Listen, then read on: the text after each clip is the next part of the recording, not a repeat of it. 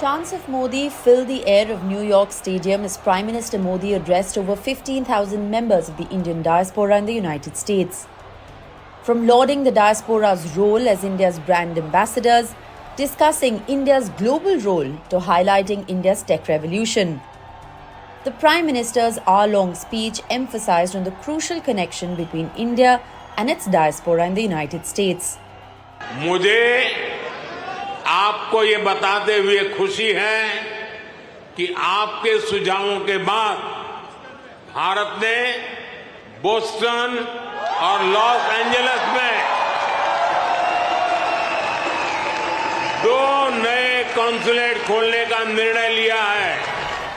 The historic event in New York's Long Island came alive as over 500 artists came together to showcase traditional music and dance from various regions of the country.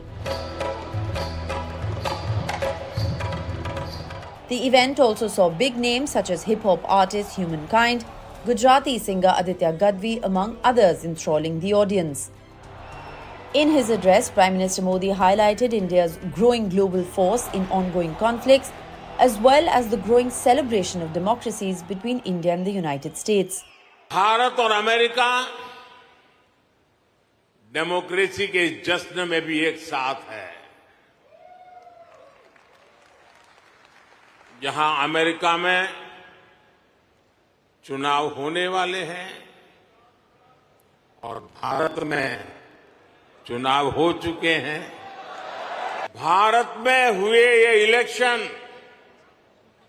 Human history के अब तक के सबसे बड़े चुनाव थे.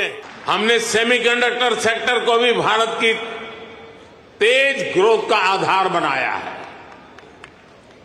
पिछले साल जून में भारत ने सेमीकंडक्टर सेक्टर के लिए इंसेंटिव घोषित किए थे.